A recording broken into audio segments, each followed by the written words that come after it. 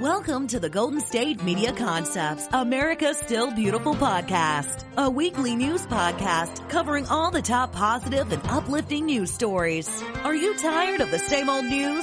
Are you sick of the seemingly endless political spin and negativity? We cover stories that will inspire, uplift, and remind you of the good in the world. Tune into the Golden State Media Concepts, America's Still Beautiful podcast to get all the great and positive news stories of today.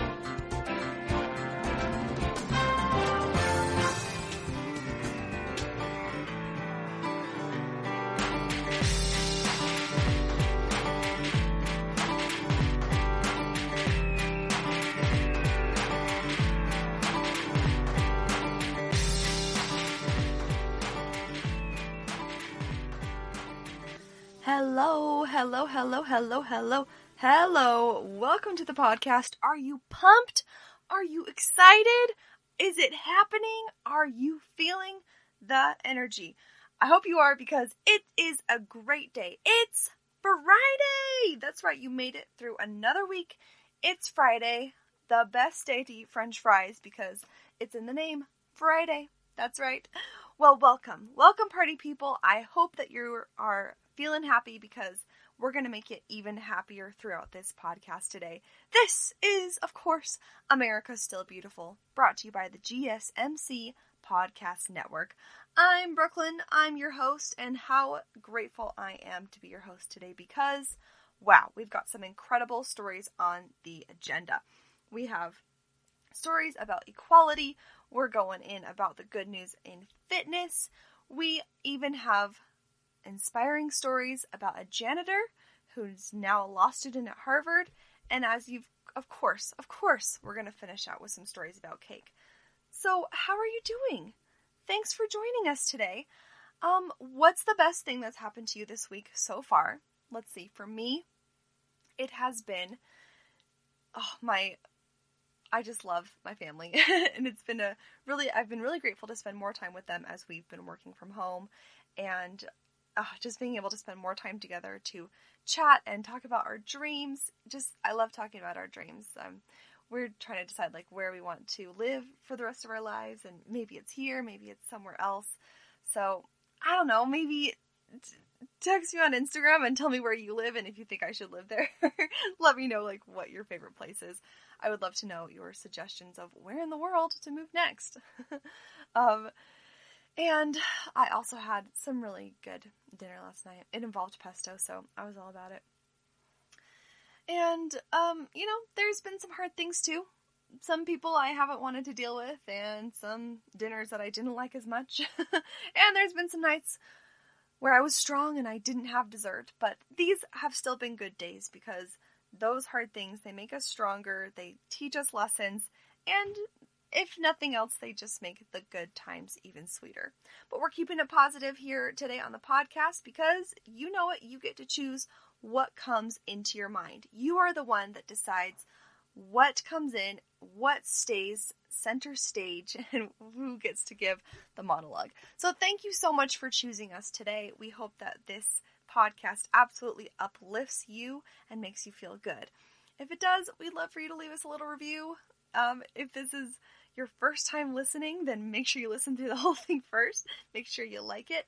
But if you already know that you love the podcast, head over to your app that you're listening on and give us a 5-star review. That really helps us bring more listeners into the podcast sphere. The podcast atmosphere? Yeah, I hope you're loving it right here, because from over here it looks pretty small. 2 feet of closet and a microphone in front of my face. I am sending out virtual hugs to all of you, and I just hope that you have a really good day. All right, do you want to know what happened on this day in history? It's a really, really big one. On August 28th, 1963, Martin Luther King Jr. gave his speech at the March on Washington. It's the famous one, the I Have a Dream speech. On the steps of the Lincoln Memorial in Washington, D.C., the African-American civil rights movement reaches its high-water mark when Martin Luther King Jr. speaks to 250,000 people. Wouldn't it have been amazing to be one of the people there listening to this just earth-shattering speech? That is so cool. There were 250,000 people on who were attending the March on Washington for Jobs and Freedom. The demonstrators were black and white, poor and rich, and came together in the nation's capital to demand voting rights and equal opportunity for African Americans and to appeal for an end to racial segregation and discrimination. The peaceful rally was the largest assembly for a redress of grievances that the Capitol had ever seen, and Martin Luther King was the last speaker. With the statue of Abraham Lincoln, the great emancipator, towering behind him, King used the rhetorical talents he had developed as a Baptist preacher to show how, as he put it, the Negro is still not free. He told us of the struggle ahead, stressing the importance of continued action and nonviolent protest. Coming to an end of his prepared text, he was overwhelmed by the moment that launched into an improvised sermon. He told the hushed crowd, "Go back to Mississippi, go back to Alabama, South Carolina, Georgia, Louisiana, go back to the slums and ghettos of our northern cities, knowing that somehow this situation can and will be changed. Let us not wallow in the valley of despair." Continuing, he began the refrain that made this speech of the best, one of the best known in U.S. history, second only to the Gettysburg Address. "I have a dream," is what he boomed over the crowd, stretching from the Lincoln Memorial to the Washington Monument. And that's a lot of space. He said, "I have a dream that one day this nation will rise up and live out the true meaning of its creed. We hold these truths to be self-evident, that all men are created equal. I have a dream that one day on the red hills of Georgia, the sons of former slaves and the sons of former slave owners will be able to sit down together at the table of brotherhood." His speech is so full of beautiful imagery, and that imagery, I feel like, is what really empowered the people there and us reading the speech to really imagine that ideal moment to, be possible and then work towards it. He says, "I have a dream that my 4 little children will one day," this is my favorite part, "that my 4 little children will one day live in a nation where they will not be judged by the color of their skin, but by the content of their character."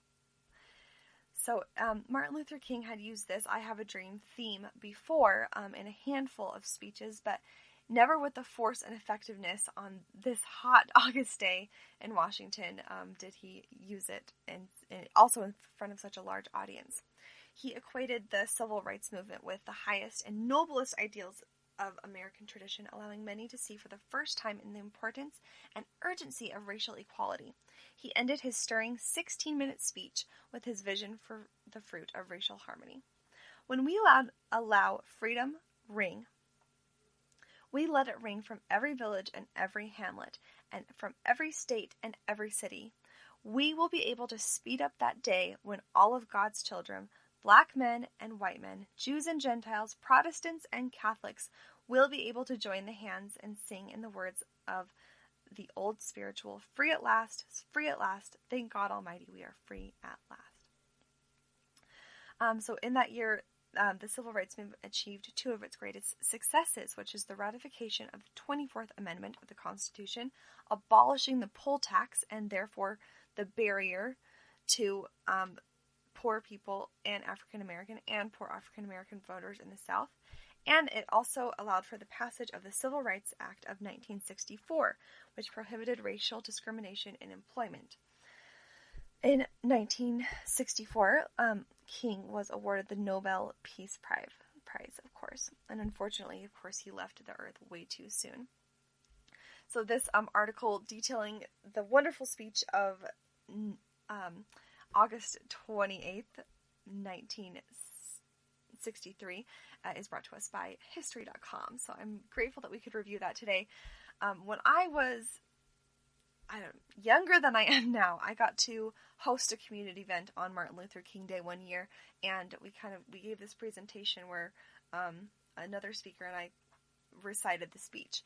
And it was so powerful for me to be able to memorize it because the words really sunk in and gave meaning, and it was incredible to see the parts of Martin Luther King's dream that we had achieved as a nation and how happy he must be, and how, you see that his great work that seemed so far off at that point has really like come to fruition. And so it's just so powerful, and it really gives me hope for us to never give up on a country where we can have equality and love, respect, and opportunity for everybody in it. Because of course, there's always enough love, respect, kindness, and opportunity for every single body.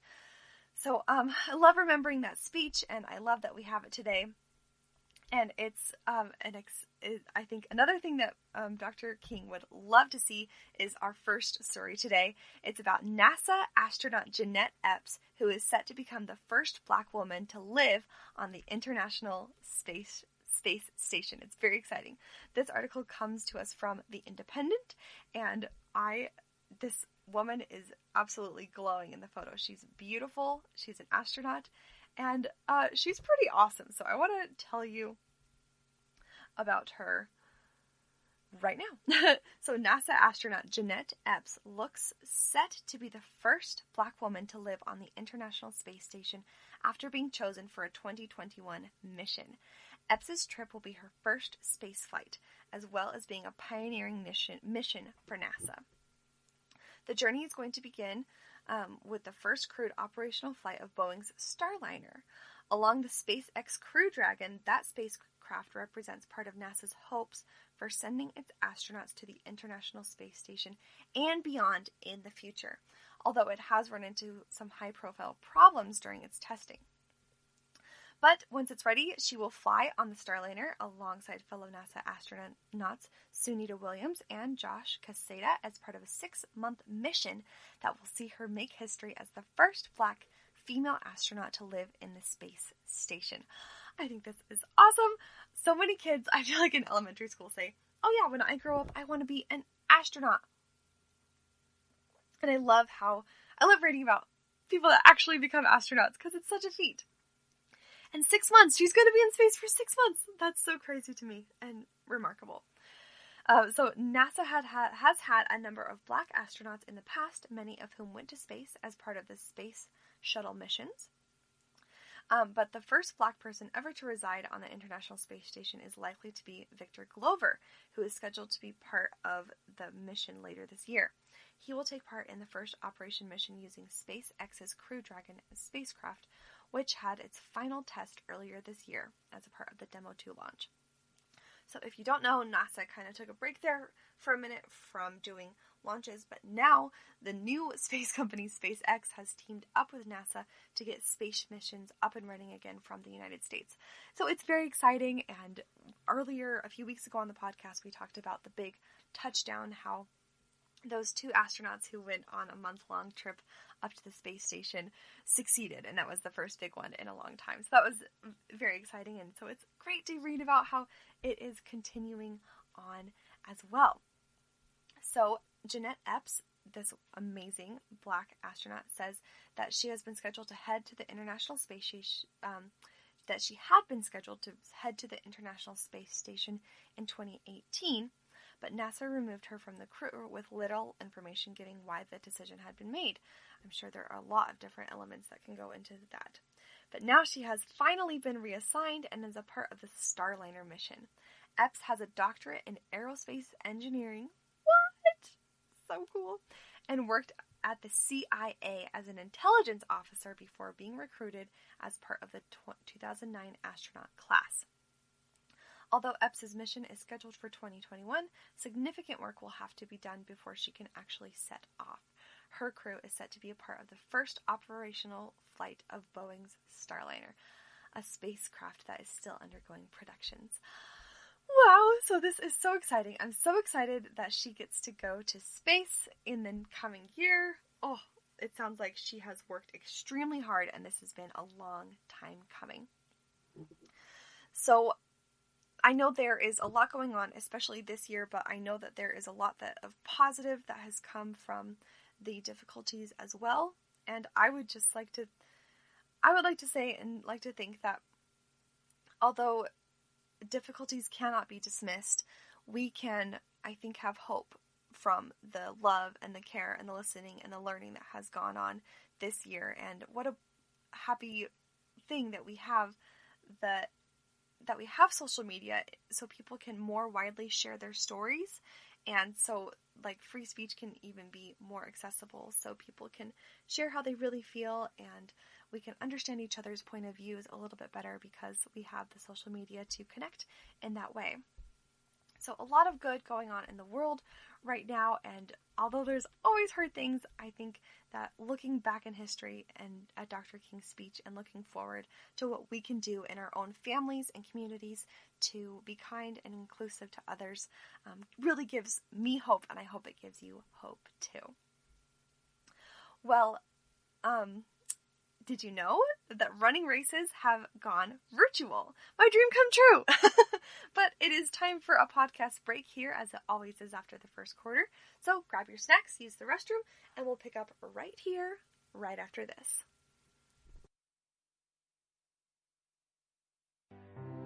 The GSMC Life and Happiness podcast takes you on a journey of exploration. We'll discuss tried and true methods alongside the latest trends of how to best live your life to its fullest and happiest. From psychology to meditation, science to self-help books, the GSMC Life and Happiness podcast will help you to discover what makes you happy and how you can live life being the best you possible. Download the GSMC Life and Happiness podcast on iTunes, Stitcher, SoundCloud, Google Play, or anywhere you find podcasts. Just type GSMC in the search bar.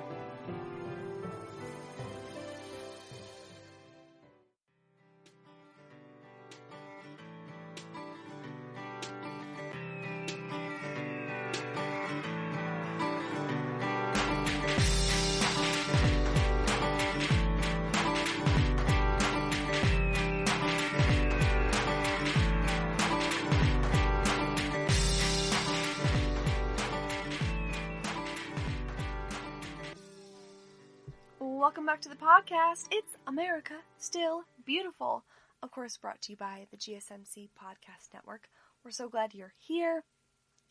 I hope that you've enjoyed this week's episodes from Alyssa Joe and from me. We just love bringing you the happy stories of the week. So let us know what you're liking over on Instagram, Facebook, or Twitter. And if you have any stories to send our way that you'd like to hear on the podcast, or just a celebration of your own, you can always send that to us over there. Okay, I was so excited to tell you this story because it comes from a YouTuber that I really like. Do you watch YouTube? I watch a lot of YouTube, probably just as much as I watch TV.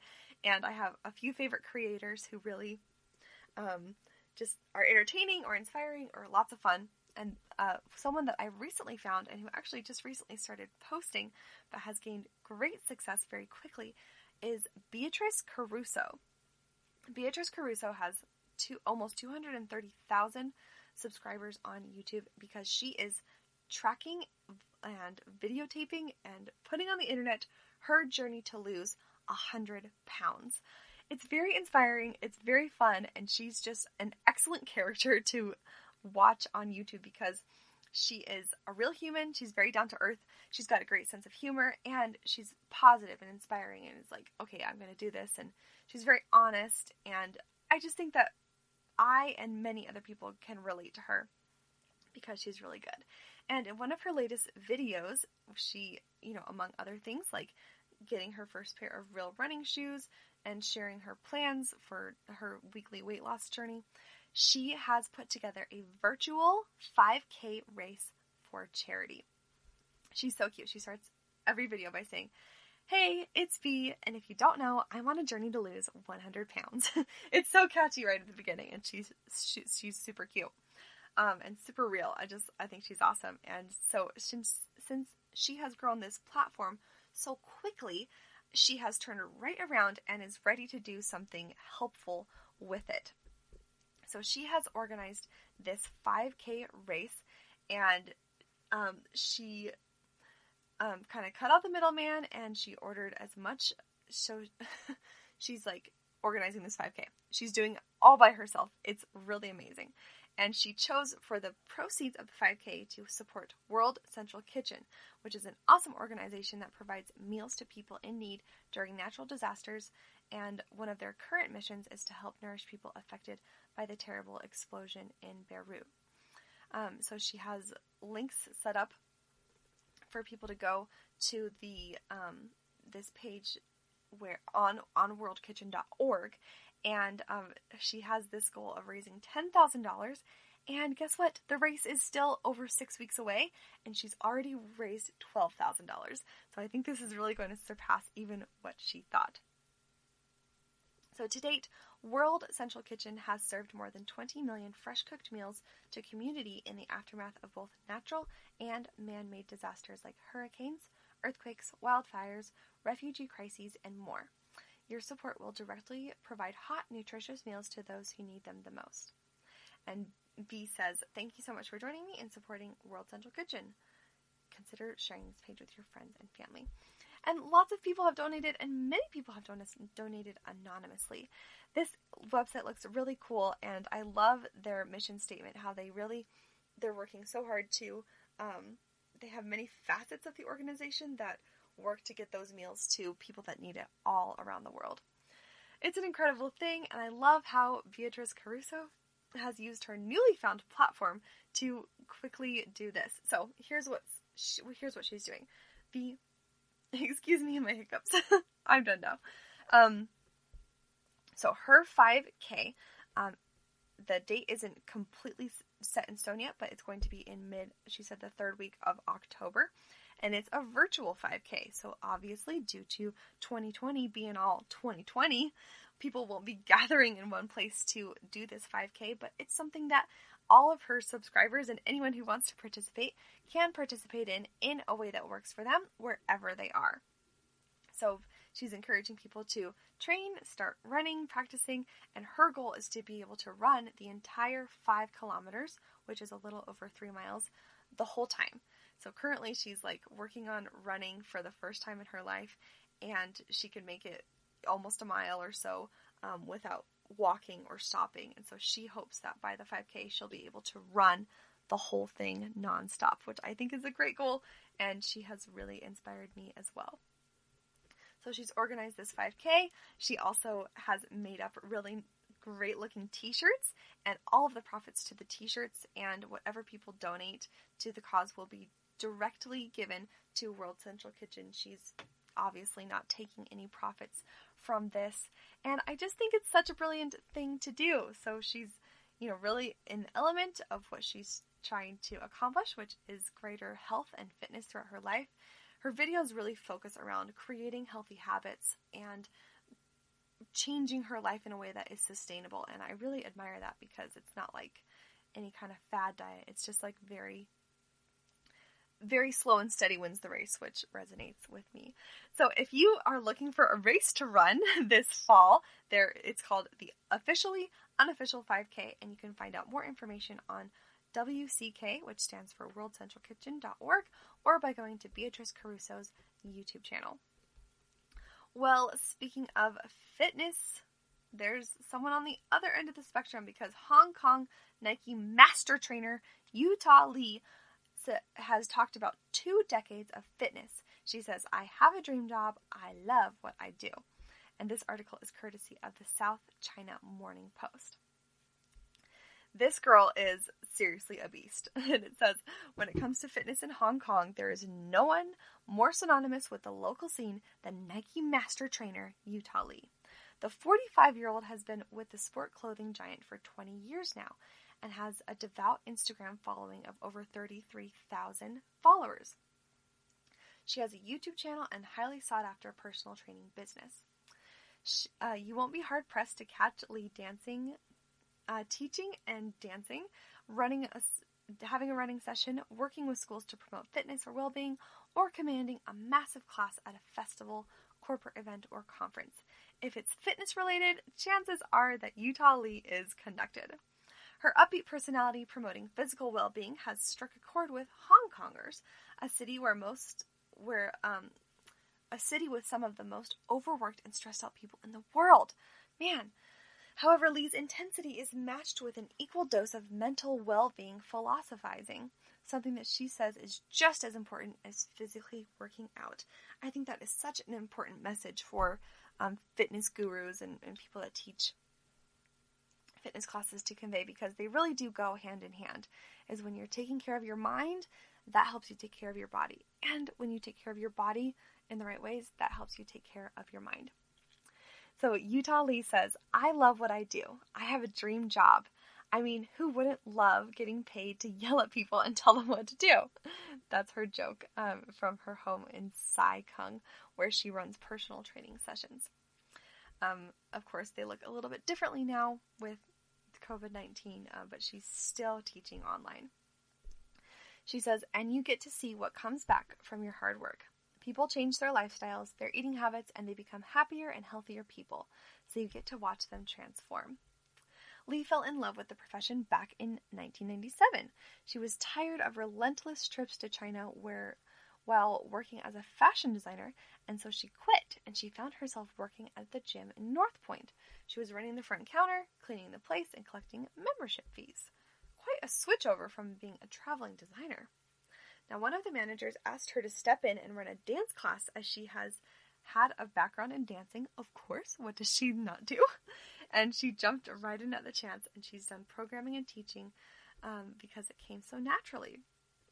She said, that's how it all started 20 years ago, and then Nike, who were sponsoring the staff uniform at the gym, came and offered her a sponsorship in 2000, and of course she said yes.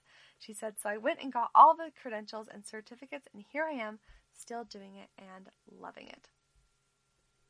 Okay, so she gives some tips about anyone looking to make fitness a lifestyle, and she says that she needs to realize that there are some tough choices you have to make. She said, if you don't have friends that train, maybe find a new group of friends. If your friends can't inspire you to live healthier, you want to hang out with people who have a positive mindset. I think there really is power in that, in surrounding yourself with the people that are working towards the same goals as you. Especially like if you're working in a romantic partnership, when you have the same goals, you're really able to work together a lot better. So she said that having that support system is truly helpful. And she said there is a balance with mobile devices and social media, which have invaded every aspect of our lives. However, she said that you can use your phone for good as well, especially during such tough times due to the coronavirus restrictions, with the government shutting down gyms and fitness center. She says, use your device to set a reminder. Every day I wake up, go for a walk, or something as simple as taking the dog out. If you have that constant reminder on your phone all the time, it will be much harder to ignore every time you look at it. So I thought those were some good tips from Utah Lee, a master fitness trainer. I feel very far from ever being a master fitness trainer, but I'm trying to make small positive changes in my life, and I find that when I do those small changes and work on them consistently, like the setting a reminder is such a good idea on your phone. When I'm doing these things consistently, then slowly they become habits, and I can make a change for the good. And usually the lasting changes are the ones that you make slowly, right? Yeah. Well, one more story here. It's very exciting, shifting gears a little bit, and from Hong Kong we're going to fly down to Africa because BBC News reports that Africa is declared free of wild polio, and it's a big milestone. Africa has been declared free from wild polio by the independent body, the Africa Regional Certification Commission. Polio usually affects children under 5 and sometimes leads to irreversible paralysis. Death can occur when breathing muscles are affected. 25 years ago, thousands of children in Africa were paralyzed by the virus, and now this disease is only found in Afghanistan and Pakistan. That is an amazing improvement from where it was before. I think just 70 years ago in the 1950s, it was a big problem in England and here in the United States. There is no cure, but the polio vaccine protects children for life. Nigeria is the last African country to be declared free from wild polio, having accounted for more than half of all the global cases less than a year ago. Now, polio is a virus, and we talked about a little bit what the effects are. But so now you're wondering, how did Africa eliminate wild polio? So without a cure, a vaccine developed in 1952 by Dr. Jonas Salk gave hope that children would be protected from the disease. In 1961, Albert Sabin pioneered the oral polio vaccine, which has been used in most national immunization programs around the world. In 1996, the polio virus paralyzed more than 75,000 children across the African continent, and every country was affected. Now, the year that Nelson Mandela launched the Kick Polio Out of Africa program, mobilizing millions of health workers who went to village to hand-deliver vaccines. This was backed by a coalition of groups, including Rotary International, and since then, billions of oral polio vaccines have been provided and averting an estimated 1.8 million cases of wild polio virus. Wow, that is so incredible. Of course, there are challenges across the way, but polio survivors are really making a difference because they have been able to educate people about the vaccine and help people through it that have worked through polio, but also people that have not gotten it yet, help educate them about the vaccine so they can be treated. But now it is out, there are no active cases, and just so exciting that that terrible disease doesn't have to be close by anymore. So, are you inspired? Do you feel nice and healthy? Are you ready to run a mile? Well, if you think you can do it in under 60 seconds, feel free to get started on this break, or you can keep listening while you take a run, or whatever you're doing right now. So, we'll be right back. Tired of searching the vast jungle of podcasts? Now listen close and hear this out. There's a podcast network that covers just about everything that you've been searching. Hey! The Golden State Media Concepts Podcast Network is here. Nothing less than a podcast bliss with endless hours of podcast coverage. From news, sports, music, fashion, cooking, entertainment, fantasy, football, and so much more. So stop lurking around and go straight out to the Golden State Media Concepts Podcast Network. Guaranteed to fill that podcast itch. Whatever it may be. Visit us at www.gsmcpodcast.com. Follow us on Facebook and Twitter, and download us on iTunes, SoundCloud, and Google Play.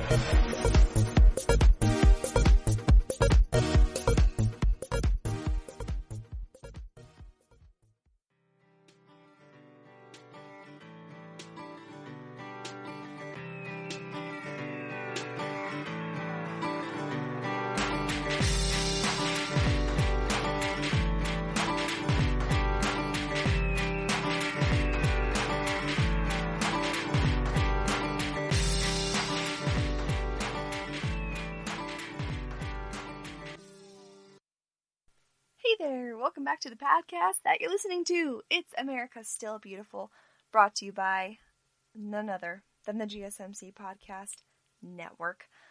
We're on to some super inspiring stories today. There's a mom, there's a police officer, there's a janitor turned law student.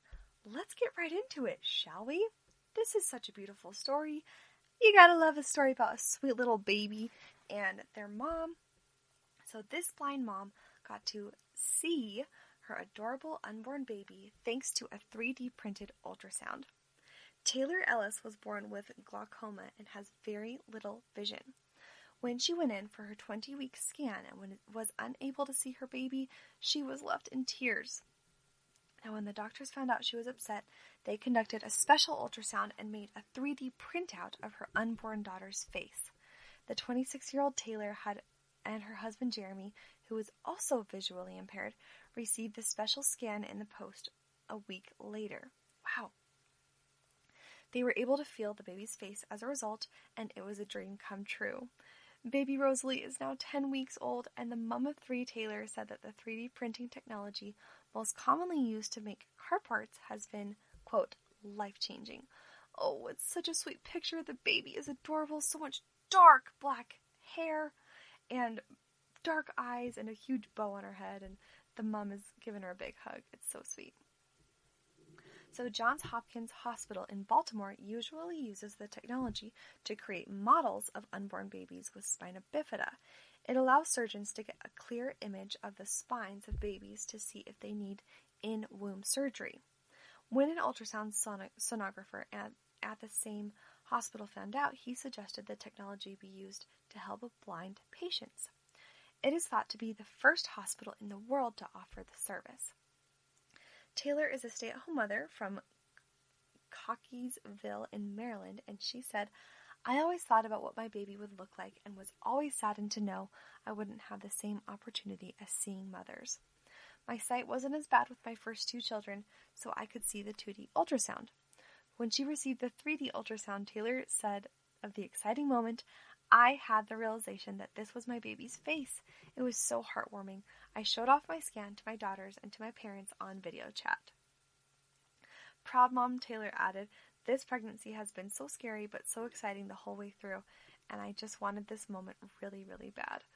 Oh, so sweet, and I'm so glad that the doctors were thinking and cared enough to, take time out of the routine to provide for her something that was really, really special and just the kind of care that she needed. So I loved reading that article on goodnewsnetwork.org. Okay, more heroes, just like we love reading about. Police officer pulled over a driver for brake lights, typical, but then he fixes the electrical problem. I love this story. This good news story was posted on social media by Jesse McFadden in Montana. These stories are so important to share because it shows that while there can always be rough and terrible news, sometimes there's always good people out there working to do their best. So Jesse wrote this. "So I'm on my way to go to my interview this morning in Montana when I got pulled over by a Montana police officer. I am Native American and my friend that was with me is black. Just saying. Both brake lights decided to go out this time. As he walked to the car I was pulling out my stuff, he quickly said, 'Don't worry about pulling anything out. I just want you to know that your brake lights are out.' So I'm immediately upset because I just got them replaced like last month. I explained to him how Firestone wants to charge me $600 just to run a test on the wiring of the car. He asked me to pop the trunk. He checks the lights in the trunk and tapped them, but they didn't come on. Then he asked me to pop the hood to check the relay box and asked me to get out and check the other one. He worked on the wiring under the dash. He could have easily given me a ticket, but Officer Jenkins stepped out of his police role into a mechanic role and a really kind human role to make sure I was safe. And by the way, all caps, he fixed them." I thought this was such a sweet story, and it really is a magical moment when you think something like this guy did, like you think something's going to be just terrible and that your day is ruined and that it's the worst thing, but then it actually turns out to be a really happy thing. So what a great police officer that, had the authority to pull somebody over, but just wanted to help at this time because he wasn't impairing his own safety yet, or the safety of others. So, and there's even a great picture of the police officer working underneath the car. It's amazing. So, so glad that he had that experience and that Jesse McFadden was able to share it. That was so great to hear. All right, this is one of my favorite stories today. It's about a sanitation worker who gets accepted into Harvard Law School, and he describes it as the most surreal moment. Getting accepted into Harvard Law School this spring, after years of rejection, family and financial struggles, and wake-ups before dawn to work sanitation job, was a feeling that Rayhan Staten would never forget. This is what Today reports. That he said, "It was probably the most surreal moment of my life. After going through everything that we did as a family, I just felt that we got into Harvard. And I just can't even explain. It was we." Staten, who was 24, had a stable life growing up in Bowie, Maryland, until his mother left his father and moved out of the country when Rayhan was 8 years old. His father then worked multiple jobs to provide for Rayhan and his older brother Reggie, but the family struggled. He said, "There were times when we just didn't have electricity and we didn't have food in the fridge." These issues at home affected Staten's grades, which suffered during his time in middle school. A tutor from a local community center helped him improve, but his grades often fluctuated as he went through high school. He threw his energy into boxing and martial arts, winning national and international competitions. Wow! However, his junior year, he suffered a rotator cuff injury and did not have health insurance, so the injuries derailed his boxing career. Oh, darn it! That's gotta feel so difficult at that time. So at that time, he said he was really involved in sports, and he thought sports would be a way out of poverty. He got support from his father and support from his brother, and if it wasn't for those two, he said it would have been impossible. Statton's poor grades and test scores as a senior resulted in him being denied by every college he applied to. Ouch! He took a job collecting trash and cleaning dumpsters with Bates Trucking and Trash, where most of his colleagues were formerly incarcerated. Rather than add to his despair, the job marked a turning point. His coworkers uplifted him and urged him to go back to school, which led to a meeting with one of the owners, Brent Bates, who helped him enroll in Bowie State University. He said, "It was the first time in my life a group of individuals that weren't my father or brother that just came around me and supported me. It was the first time in my life a group of people really just empowered me, uplifted me, and told me that I was intelligent. I believed the hype, and I was ready to go to school." So Reggie Statton, his brother, who's 27, was already attending the university, and he saw promise of his brother and made the sacrifice of dropping out of school so that Rayhan could attend and Reggie could help their father. Wow, that is a huge sacrifice. But it seems like it was well worth it because Rayhan received a 4.0 grade point average and then transferred to the University of Maryland. He said, "I actually just had a support system the second time around. In high school, I didn't have the support.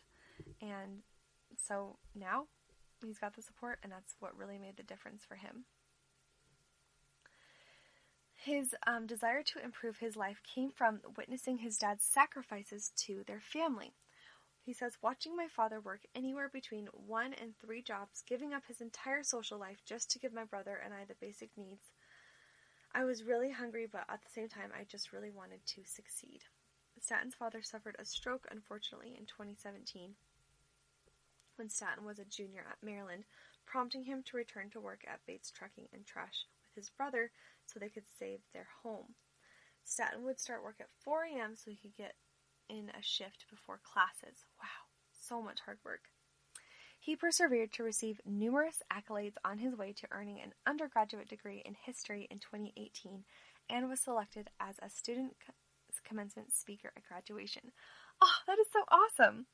Now, following graduation, he worked full-time with the Robert Bob Group, a political consulting firm in D.C., while studying for his LSAT exam. Wow!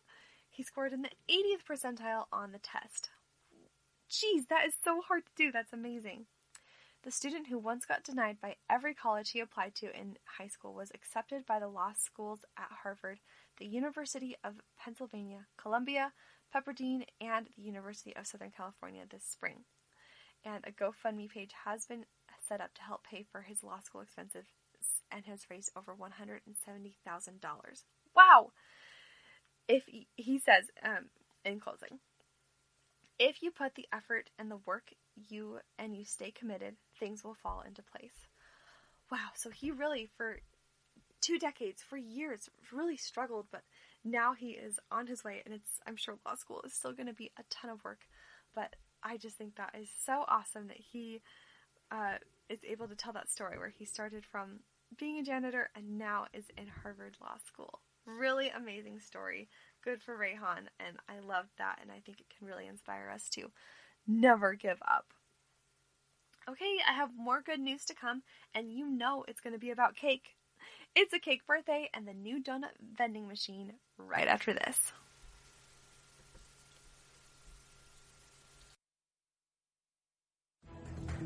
Want to find out what movies to go see? Then check out the GSMC Movie Podcast. It's your ticket to the latest movies, whether it's a new blockbuster event, romantic, comedy, or action flick. This show has got it all covered. They talk some what to go see now, don't bother, what's hot on Netflix, and everything in between. That's GSMCpodcast.com/movie-podcast. When it's all about the movies, it has to be this new show. Don't forget to like them on Facebook and follow them on Twitter. Visit GSMCpodcast.com for more info.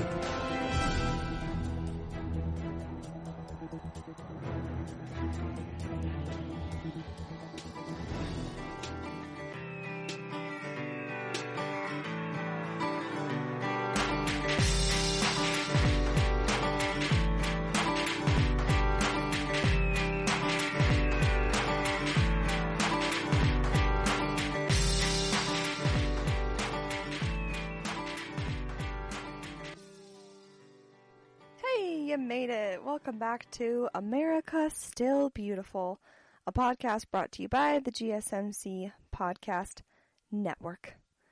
Are you ready to talk about our funnest stories in the podcast? I really love this part.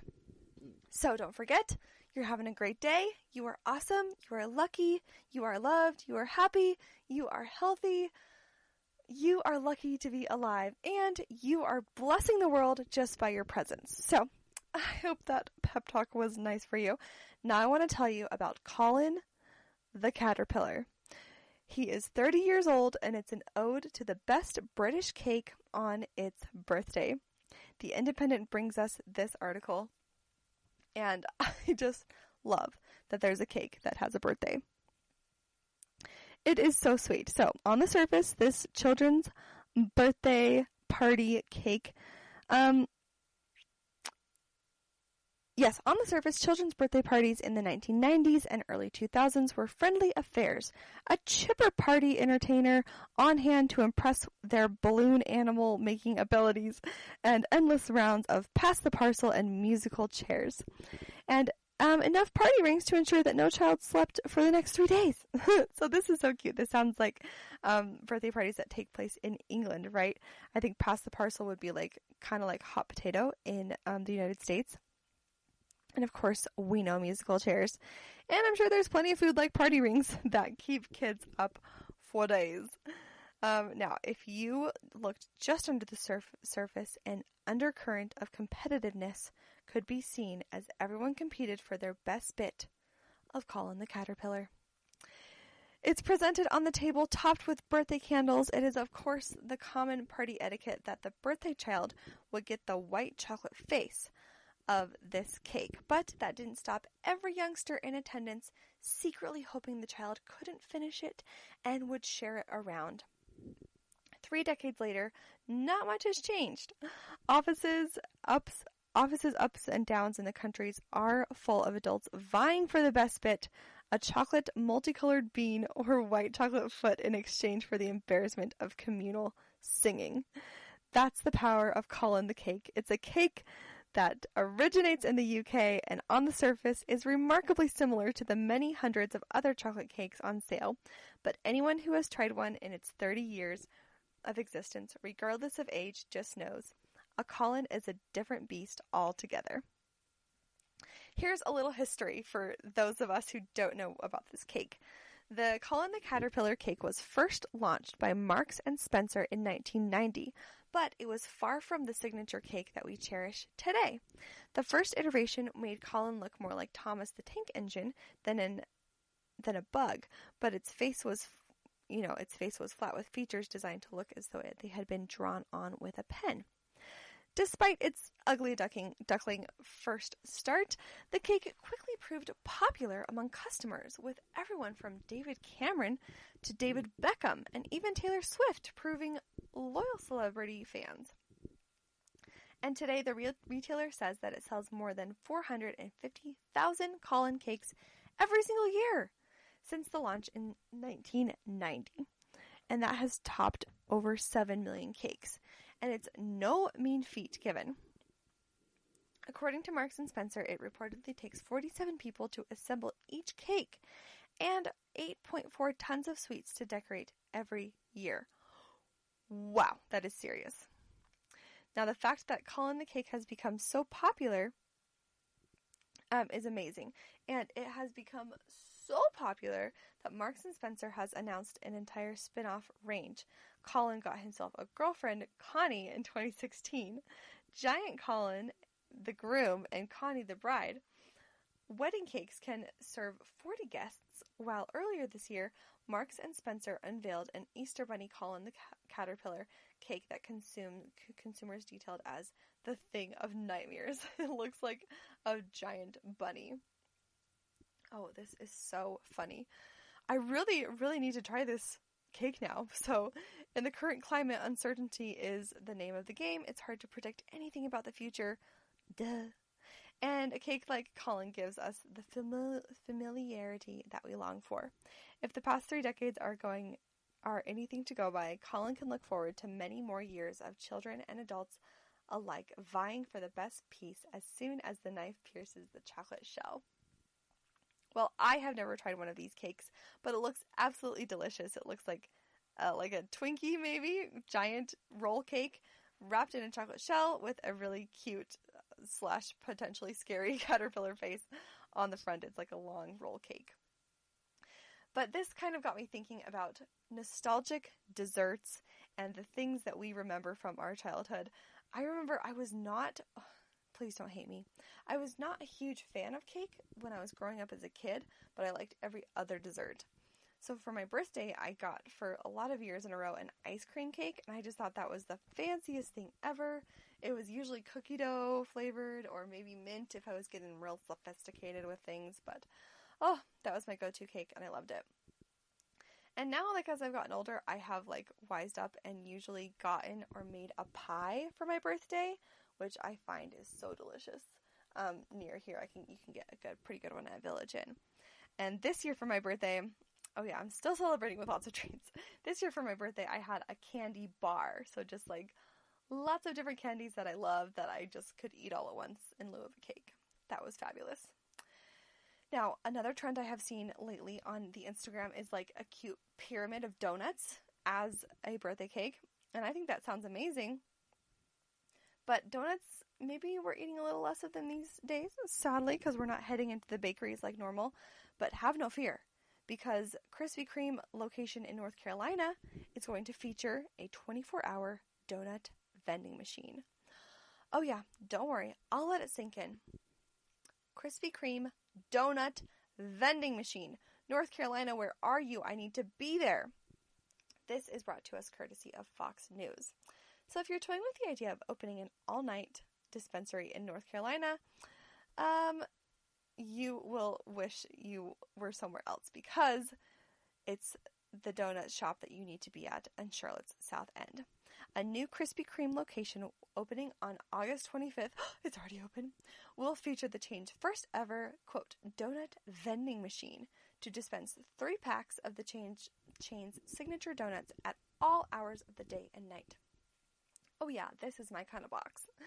The sweet innovation is just one of many planned for the Hawkins Street shop, along with new menu items including ice cream sandwiches made with sliced donuts instead of cookies and hand-spun milkshakes made with donut-infused ice cream.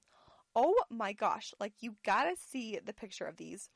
It is a donut, literally what I just said, sliced in half with ice cream, and they've got rolled in sprinkles or sugared cereal on the side. Oh boy. Oh man. This second segment is coming back to haunt me with where we talked about the 5K, but maybe you run the 5K to balance out the donut milkshakes over here.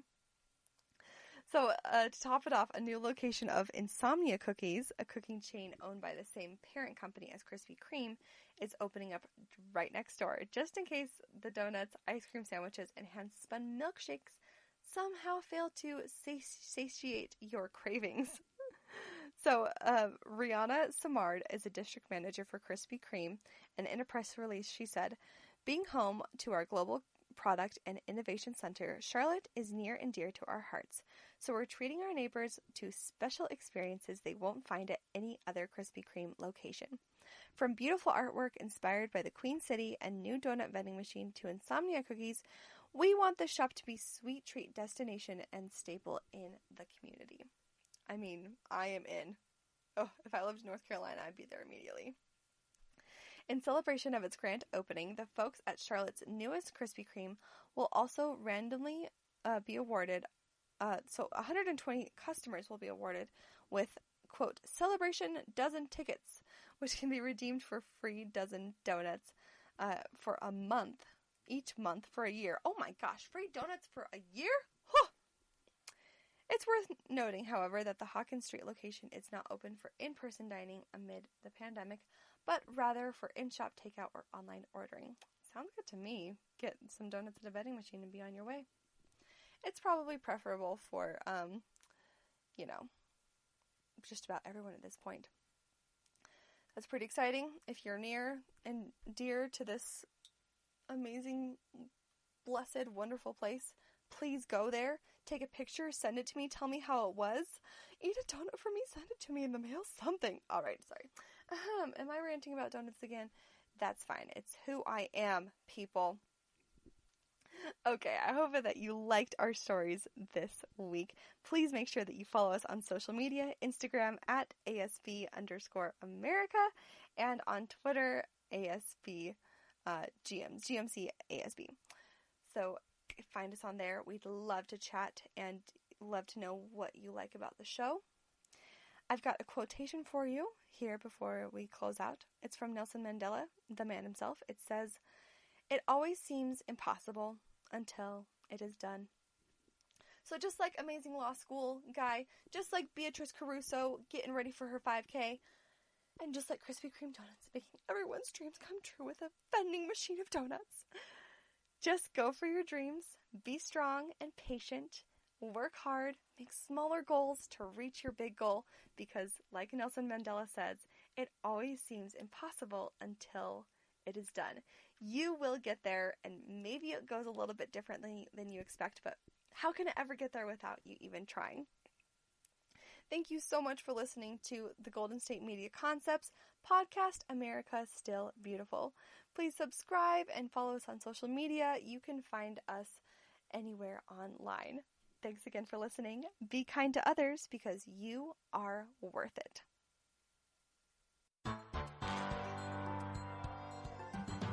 You've been listening to the Golden State Media Concepts, America Still Beautiful podcast, part of the GSMC Podcast Network. You can find this show and others like it at www.gsmcpodcast.com. Download our podcasts on iTunes, Stitcher, SoundCloud, Google Play, or anywhere you find podcasts. Just type in GSMC to find all of our shows. From the GSMC Podcast Network, from social media news to marketing news, and even weird news, the GSMC Podcast Network has you covered. You can also follow us on Twitter and Facebook. Thank you, and we hope you have enjoyed today's episode of the Golden State Media Concepts, America Still Beautiful podcast.